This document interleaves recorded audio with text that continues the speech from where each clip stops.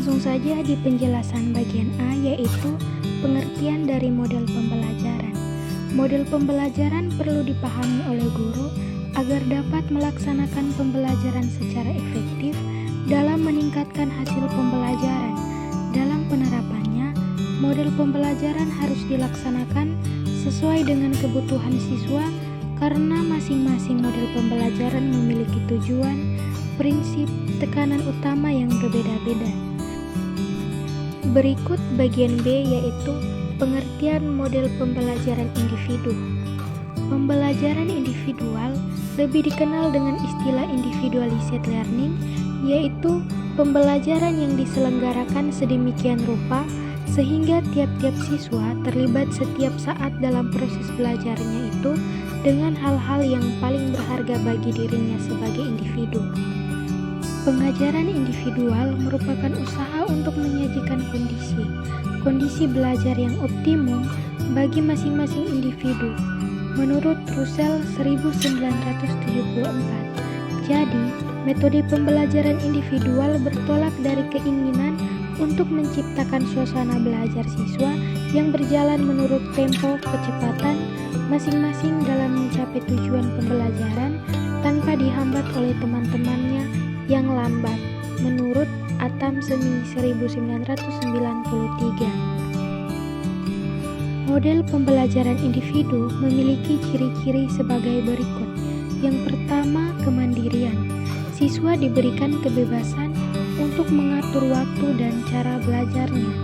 Yang kedua, yaitu penyesuaian. Materi pembelajaran dapat disesuaikan dengan kebutuhan dan minat siswa. Yang ketiga, yaitu evaluasi diri. Siswa melakukan evaluasi terhadap kemajuan belajar mereka sendiri. Yang keempat, yaitu penggunaan sumber belajar. Siswa dapat menggunakan berbagai sumber belajar yang sesuai. Yang berikut, bagian C, yaitu pengertian model pembelajaran kelompok. Model pembelajaran kelompok adalah pendekatan pembelajaran yang mengorganisir siswa dalam kelompok-kelompok kecil untuk bekerja sama dalam mencapai tujuan belajar. Dalam model ini, siswa berkolaborasi, saling berbagi pengetahuan, dan mendiskusikan materi pembelajaran, sehingga dapat meningkatkan pemahaman dan keterampilan sosial mereka. Model ini bertujuan untuk menciptakan lingkungan belajar yang interaktif dan mendorong partisipasi aktif dari setiap anggota kelompok. Adapun pengertian pembelajaran kelompok menurut beberapa ahli, yaitu yang pertama, Senjaya. Senjaya menjelaskan bahwa model pembelajaran kelompok adalah strategi yang melibatkan siswa bekerja dalam kelompok kecil untuk menyelesaikan tugas atau masalah tertentu. Dalam model ini, interaksi antara siswa sangat penting untuk memfasilitasi proses belajar.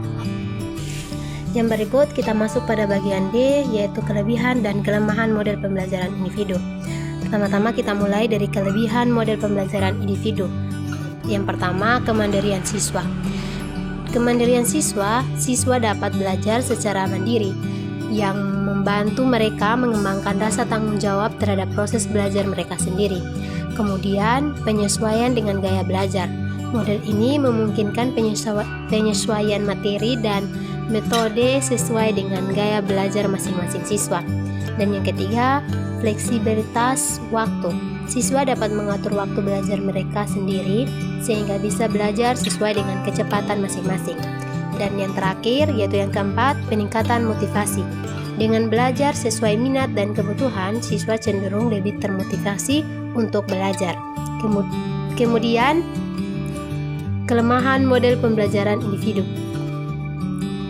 Dalam kelemahan model pembelajaran individu ini terdapat juga 4.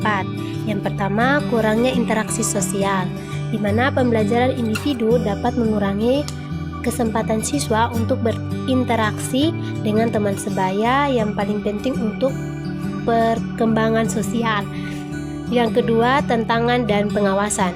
Guru mungkin kesulitan untuk memantau kemajuan setiap siswa secara individual, yang dapat menyebabkan beberapa siswa tertinggal. Dan yang ketiga, keterbatasan sumber daya. Tidak semua sekolah memiliki sumber daya yang memadai untuk mendukung pembelajaran individu, seperti akses ke teknologi atau materi pembelajaran yang beragam. Dan yang terakhir atau yang keempat, risiko ketidakdisiplinan. Beberapa siswa mungkin tidak mampu mengatur waktu dan tanggung jawab mereka dengan baik, yang dapat mengakibatkan penurunan kualitas belajar. Kelebihan dan kelemahan model pembelajaran kelompok. Berikut adalah materi mengenai kelebihan dan kelemahan model pembelajaran kelompok. Yang pertama, kelebihan model pembelajaran kelompok. 1. Interaksi sosial. Model ini mendorong interaksi antar siswa yang dapat meningkatkan keterampilan sosial dan komunikasi. 2.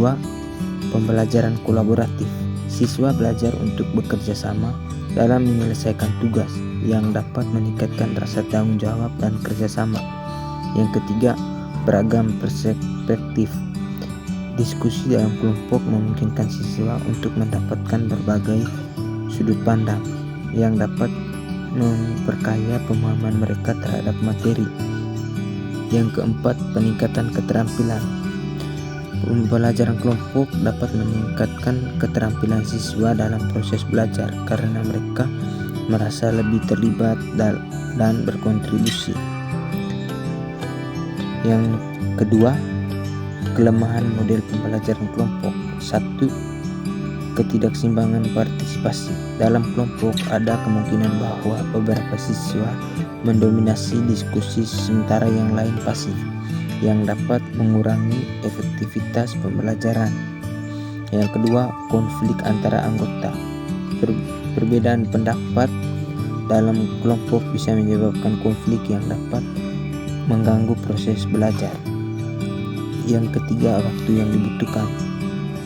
Proses diskusi dan kolaborasi dalam kelompok memungkinkan memerlukan lebih banyak waktu dibandingkan dengan pembelajaran individu. Yang keempat, kesulitan dalam penilaian. Menilai kontribusi individu dalam kelompok bisa menjadi tantangan karena sulit untuk menentukan siapa yang berkontribusi lebih banyak. Metode yang digunakan dalam pembelajaran individu dan kelompok. 1. Metode yang digunakan dalam pembelajaran individu. Metode resirasi. Metode resirasi merupakan salah satu metode pembelajaran yang menuntut keterlibatan secara langsung peserta didik dalam menyelesaikan tugas yang ditugaskan oleh guru. Berikut B. Metode eksperimen. Metode eksperimen merupakan salah satu metode atau cara pengajaran yang dilakukan oleh guru kepada para siswa.